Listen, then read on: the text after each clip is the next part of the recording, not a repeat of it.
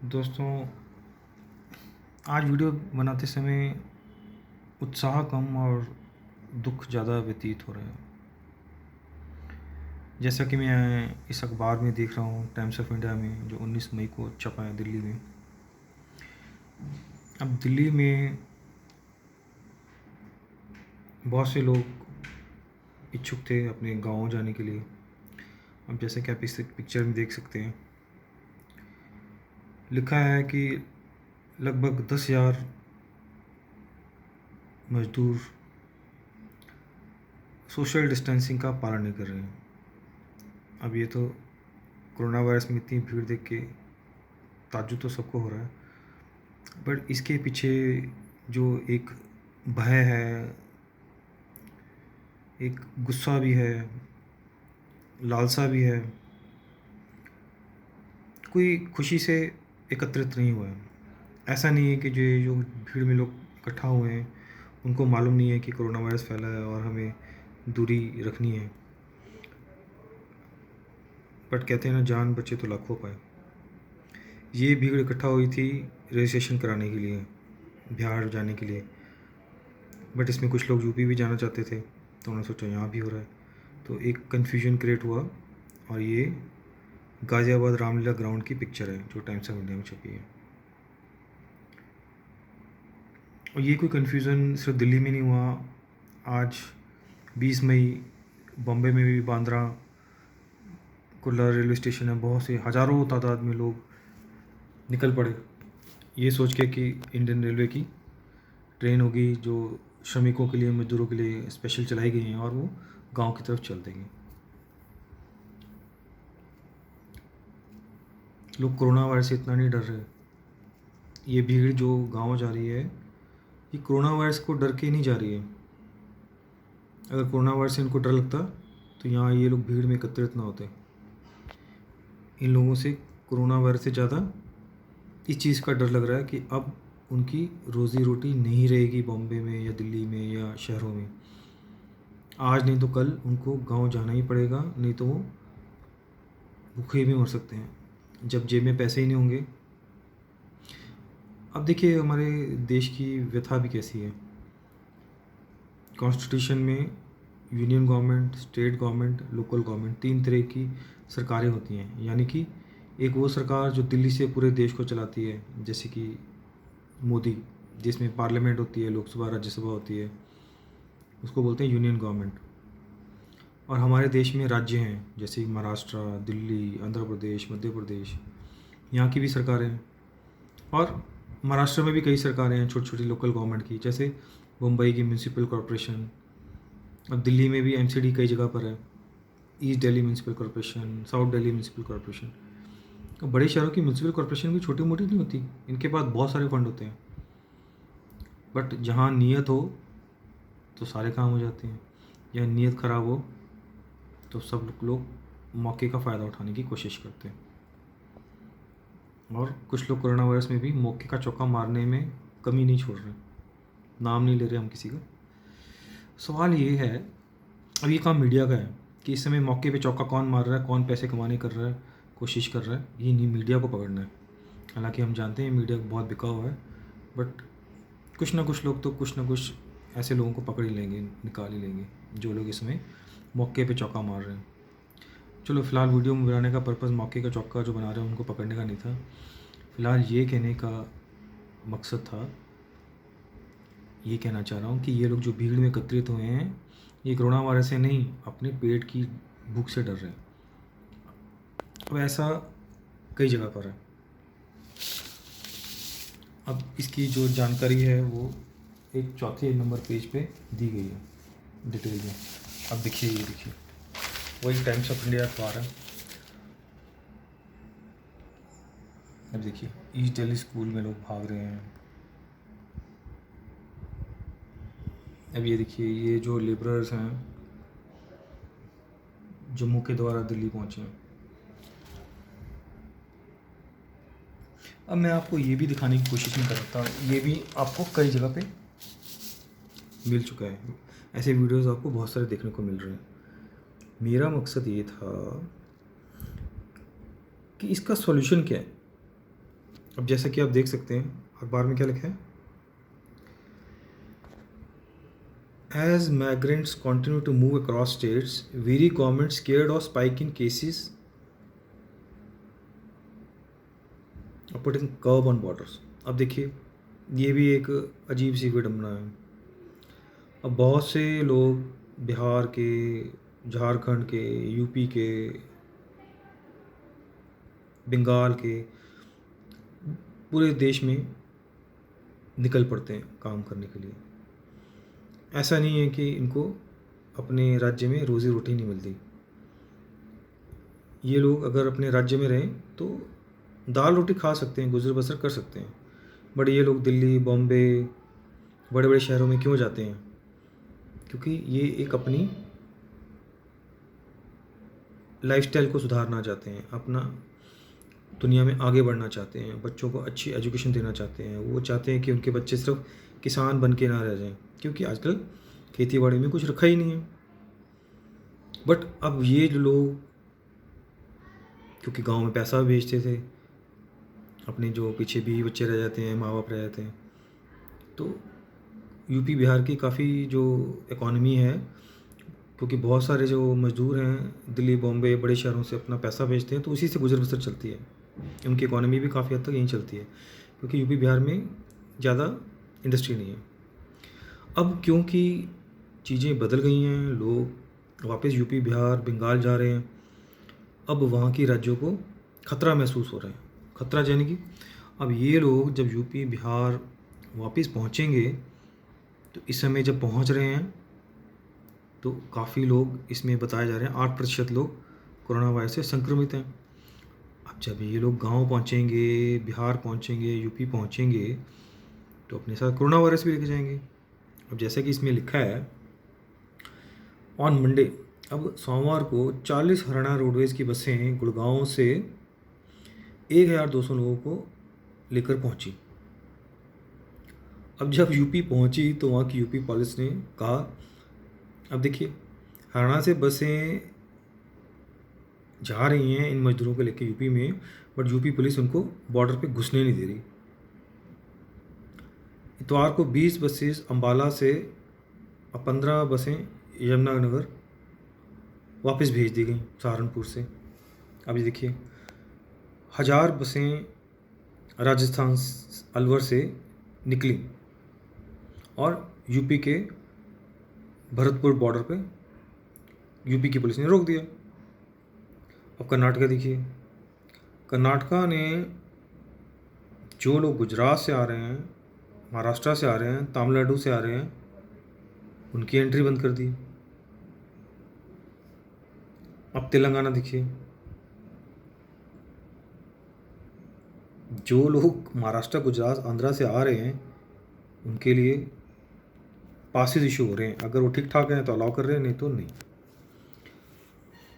अब देखिए मैं आपको इसमें और डिटेल दिखाता हूँ। अब ये है पेज नंबर 10 पे।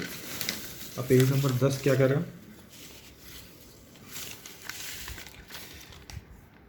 Karnataka sees spike bars entry of people from Gujarat, Maharashtra and Tamil Nadu but to allow people from Kerala, Andhra and Telangana. अब ये क्या बात हुई, कर्नाटका में गुजरात, महाराष्ट्र, तमिलनाडु से लोग नहीं आ सकते, बट हाँ केरला, आंध्र प्रदेश और तेलंगाना से आ सकते हैं। भाई ऐसा डिस्क्रिमिनेशन क्यों, भेदभाव क्यों? अब देखिए डिटेल में पढ़ते हैं। ये भी अखबार टाइम्स ऑफ इंडिया में छपा है, कोई छोटा मोटा अखबार नहीं है। दिल्ली के टाइम्स ऑफ इंडिया में 19 मई को, Karnataka on May Monday ban till 31st May entry of people from the state of Gujarat, Maharashtra and Tamil Nadu, which has seen spike in COVID-19 cases. However, Karnataka will allow people from other states like Kerala, Andhra, Telangana.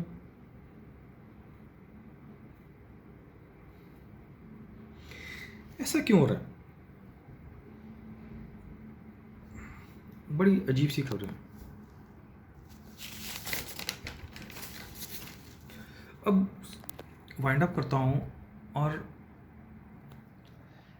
ऐसा क्यों हो रहा है कि कुछ states जो हैं, अब देखिए महाराष्ट्र स्टेट कोई छोटी मोटी स्टेट नहीं है। महाराष्ट्र में बड़ा राष्ट्र, जितनी बड़ी महाराष्ट्र है, नाम ही महाराष्ट्र, क्षेत्रफल भी बड़ा है और पैसे की भी कोई खास कमी नहीं है।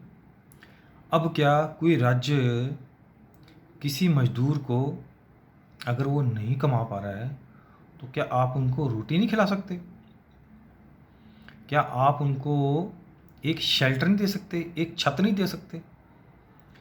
अब हमारे देश में इतने राज्य हैं, अब कोई राज्य अपनी जनता को, देशवासियों को, मान लिया कि यूपी, बिहार, आंध्रा, वेस्ट बंगाल के जो उड़ीसा के जो मजदूर हैं, मान लीजिए महाराष्ट्र में आ गए, मान लीजिए दिल्ली में आ गए, तो है तो अपने ही देशवासी। क्या एक देशवासी दूसरे देशवासी को, भले दूसरे राज्य से हो, तो क्या उसको रोटी नहीं खिला सकता कुछ दिन? ये तो वही बात हुई कि मान लीजिए एक भाई गरीब हो गया किसी वजह से, भगवान ना करे, तो क्या बड़ा भाई या छोटा भाई एक दूसरे भाई को कुछ दिन खाना नहीं खिलाएगा या कुछ दिन उसको छत नहीं देगा? ऐसा क्या हो गया देश में, सिर्फ 50 दिन में इतना हाहाकार मच गया? अभी तो कोई न्यूक्लियर बॉम्ब नहीं गिरा, कोई केमिकल वारफेयर नहीं हुआ। अगर ये मान लीजिए बायोलॉजिकल वेलफेयर वारफेयर भी है, मान लें अगर, तो भी, तो क्या जब लड़ाई हो जाएगी तो एक देशवासी दूसरे देशवासी की मदद नहीं करेगा? क्या हमारी राज्य की सरकारें इतनी कंगली हो गई हैं? चाहे कोई भी राज्य हो, मैं सिर्फ महाराष्ट्र का नाम नहीं लेना चाह रहा। अब देखिए कर्नाटक में भी ऐसा हो रहा है। एक राज्य के लोग दूसरे राज्य के लोगों को खाना क्यों नहीं दे सकते, शेल्टर क्यों नहीं दे सकते? ये जिम्मेवारी तो राज्य की है। हर चीज़ केंद्र सरकार पे डाल देना भी तो कोई समझदारी नहीं है। केंद्र सरकार के और भी कई फंक्शन हैं, कोई उनकी ड्यूटी है। और पाकिस्तान जब देखो गोलाबारी कर देता है। रेलवे को संभालना, डिफेंस फोर्सेस का संभालना केंद्र की जिम्मेवारी है। अब किसी राज्य को ये नहीं बोला जा रहा कि आप चाइना से जाके लड़ें या पाकिस्तान से लड़ें। राज्य से इतनी अपेक्षा की जा रही है कि वो गरीबों को खाना खिलाएं, उनको भरोसा दें ताकि वो भागे नहीं, उनको अगर बीमार है तो कुछ हद तक इलाज करें। हम उनको ये तो नहीं कह रहे कि सबको आईसीयू में इलाज कीजिए। हमें पता है हमारे देश में अस्पताल नहीं है क्योंकि हमारी राज्य की सरकारों ने कभी स्वास्थ्य के क्षेत्र में खर्चा ही नहीं किया। बट कम से कम रोटी तो खिला सकते हैं, शेल्टर तो दे सकते हैं। बड़ी शर्म की बात, बहुत शर्म आ रही है ऐसा वीडियो बनाने में। शुरू में जितनी तारीफ हुई थी उस समय भारत की बहुत थू हो रही है इंटरनेशनल लेवल पे। अब अभी भी देर नहीं हुई है। मेरा मकसद वीडियो बनाने का किसी को नीचा दिखाने का नहीं था और ना है। मेरे कहने का मतलब है अभी भी केंद्र और राज्य सरकारें, जब हम देखते हैं डेली इतनी बड़ी लंबी मीटिंगें होती हैं, प्राइम मिनिस्टर और इतने बड़े राज्यों के चीफ मिनिस्टरों के बीच में कैमरे के आगे घंटों घंटों बैठे रहते हैं, क्या मीटिंगें कर रहे हैं? My dear, center and state should coordinate together in a way कि इतने सारे लोग हैं। अब मान लीजिए एक सरकार जो लोग मजदूर लौट के आ रहे हैं नहीं लेने जा रही, वो क्यों नहीं ले रहे? वो इस डर से नहीं ले रहे, बॉर्डर पे बसें इसलिए रोक रहे हैं कि उनको लग रहा है कि इतने सारे लोग आ रहे हैं और उसमें जैसा कि माना जा रहा है कि अगर 100 लोग आ रहे हैं उनसे से 8 लोग कोरोना वायरस से संक्रमित हैं तो ये बाकी लोगों को फैला देंगे। तो राज्य और केंद्र सरकार मिलकर कोई ऐसी भूमि क्यों नहीं तैयार करते, बड़े बड़े कैंप्स क्यों नहीं तैयार करते जहाँ पर इन मजदूरों को किसी शहर में न ले जाकर, ऐसे हमारे देश में बहुत सारे क्षेत्रफल हैं जो खाली पड़े हैं, वहाँ पर आर्मी की हेल्प से या एनसीसी की हेल्प से या इंडियन टेरिटोरियल आर्मी की हेल्प से बहुत से कैंप लगाए जा सकते हैं। अभी तो बरसात भी नहीं पड़ रही, कैंप लगाए जाएं, वहाँ पर खाने पीने की व्यवस्था की जाए, टनों टन अनाज लेकर जाया जाए, बर्तन लेके जाएं जिन बड़े बड़े बर्तनों में खाना बन सके, मसाला ले जाएं, चावल दावल मसाला पानी। जब बड़े बड़े कैंप लगते हैं तो इन कैंपों में उन लोगों को रखा जाए एक तरह का क्वारंटाइन करके। अगर आप अच्छा खाना देंगे, स्वादिष्ट खाना देंगे, मैं ये नहीं कहता स्वादिष्ट खाना में कोई व्यंजन बनाए जाएं, बट दाल रोटी चावल ऐसा खाना जो एक इंसान खा सके, कुछ फल भी हो तो कोई बुरी बात नहीं है, मिठाई हो ना हो, पर फल भी हो सकते हैं। देश में कोई इतना अकाल नहीं पड़ा है। हम लोग इतना टैक्स देते हैं तो किस लिए देते हैं? इसी दिन के लिए देते हैं कि भगवान ना करे कभी कोई विपदा आ जाए तो देश का इंसान कोई भूखा तो ना मरे। शर्म आती है ऐसा देखकर।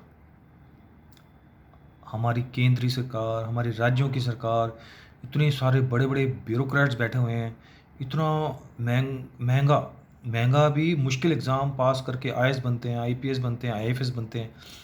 ऐसे आईएएस आईएफएस ऑफिसर्स का क्या फ़ायदा जो देश की इस विपदा में देश को, लोगों को खाना भी ना दे सकें।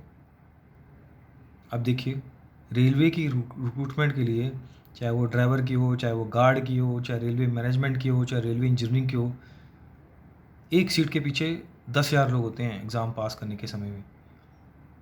अब देखिए, जिनको नौकरी मिल गई है, अब रेलवे में जिन्होंने सफ़र किया, ऐसा खाना खिलाया गया जो एक इंसान खा नहीं सकता। तो क्या ये शर्मिंदगी वाली बात नहीं है? जहाँ रेलवे में इतने इंटेलिजेंट लोग, जो लोग इतना एग्ज़ाम पास कर कर आए हैं, वो लोग रेलवे में इतने ऊँचे ऊँचे पदों पे बैठे हुए हैं, क्या घर में बैठे हुए हैं? क्या वो मॉनिटर नहीं कर सकते? क्या सिर्फ डॉक्टरों और नर्सिस का ही काम है कोरोना वायरस का लोगों को इलाज करना? क्या ये जो लोग, सरकारी लोग घर में बैठे हैं, इनका फ़र्ज़ नहीं बनता कि रेलवे कैसे चल रही है, रेलवे में सबको सुविधा मिल गई है, रेलवे में जितने लोगों को खाना मिल रहा है, क्या वो ऐसा खाना है कि जो इंसान खा सकता है? चलिए रेलवे की ना बात करें, अगर सरकार की बात कर लें, आर्मी की भी बात कर लें। क्या आर्मी का फ़र्ज़ सिर्फ कोरोना वायरस के ऊपर फूलों बरसाना है? क्या आर्मी बहुत सारे कैंप नहीं तैयार कर सकती जहाँ पर लोगों को खाना मिल सके? अगर राज्य सरकारें इस समय हेजिटेट कर रही हैं, सोच विचार कर रही हैं कि इन मज़दूरों को राज्य के अंदर एंटर करने दिया जाए या ना करने दिया जाए, कोई बात नहीं। कम से कम राज्य के बॉर्डर्स पे ही बहुत सारी खेत खलिहान खाली पड़े होते हैं। ऐसे खेत खलिहान लीज़ पे ले ले गवर्नमेंट। जिस किसान का ज़मीन लीज़ पे ली जाए, उसको कुछ रेंट दे दे कुछ महीनों के लिए, ताकि उसका भी नुकसान ना हो। उस ज़मीन पर अगर वो किसी किसान की है, अगर वो सरकारी ज़मीन है तो नथिंग लाइक दैट। ऐसे सरकार के पास बहुत सारे स्कूल्स हैं जहाँ पर इनको ठहराया जा सकता है। तो ऐसा बहुत कुछ किया जा सकता है आपदा में, जहाँ पर इनका इलाज भी हो जाए, अगर बीमार हैं क्वारंटाइन भी हो जाए, कोई डॉक्टर की टीम से वहाँ पहुँच जाए और इनको खाना दिया जाए। कोई बंदा इस समय इंसान हिंदुस्तान में भूखा नहीं मरना चाहिए, शर्म की बात है।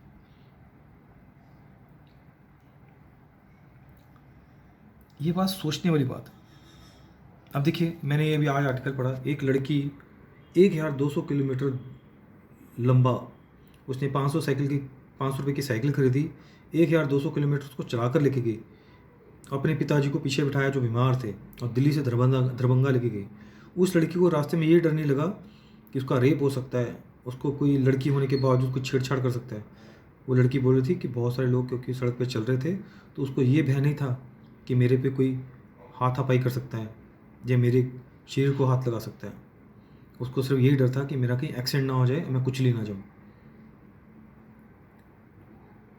बहुत ब्रेव लड़की थी। ऐसे बहुत सारे उदाहरण इस समय देश में मौजूद हैं। कुछ करना चाहिए, शर्म की बात है।